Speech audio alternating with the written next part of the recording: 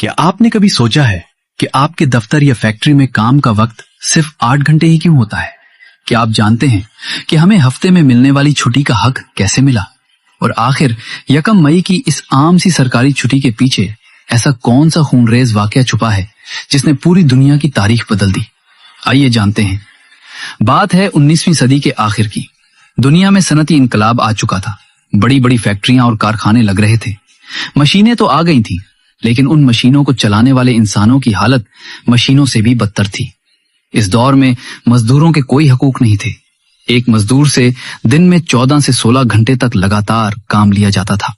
काम करने की जगहें इंतहाई खतरनाक और गैर सेहतमंद होती थी।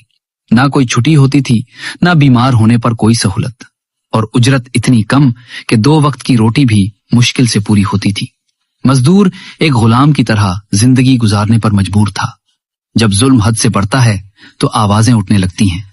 मजदूरों को एहसास हुआ कि वो इंसान हैं, मशीनें नहीं। उन्होंने एक बहुत ही सादा और जायज मुतालबा दुनिया के सामने रखा। दिन के 24 घंटों को 3 हिस्सों में बांट दिया जाए। 8 घंटे काम, 8 घंटे आराम और 8 घंटे हमारी अपनी मर्जी। इस मुतालबे को मनवाने के लिए अमेरिका के शहर शिकागो के मजदूरों ने फैसला किया कि वो 1 मई 1886 को काम छोड़ देंगे और हड़ताल करेंगे। 1 मई का दिन आया। शिकागो की सड़कों पर लाखों मजदूर अपने औजार छोड़कर निकल आए। ये एक पुरअमन हड़ताल थी। मजदूर अपने बीवी बच्चों के साथ सड़कों पर चल रहे थे और अपने हक के लिए नारे लगा रहे थे। इस हड़ताल ने कारखानेदारों और हुकूमत को हिलाकर रख दिया।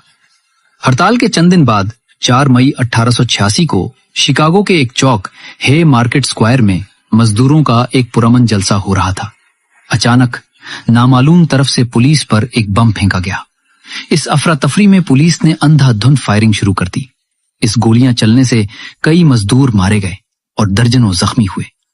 सड़कें मजदूरों के खून से सुर्ख हो गईं। इस वाकये के बाद हुकूमत ने मजदूर रहनुमाओं को गिरफ्तार कर लिया। उन पर झूठे मुकदमात चलाए गए और कई बेगुनाह मजदूर रहनुमाओं को फांसी पर लटका दिया गया।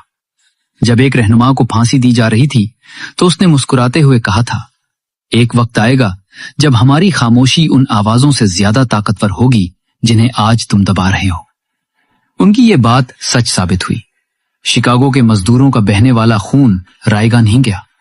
उनकी इस कुर्बानी ने पूरी दुनिया के मजदूरों को जगा दिया।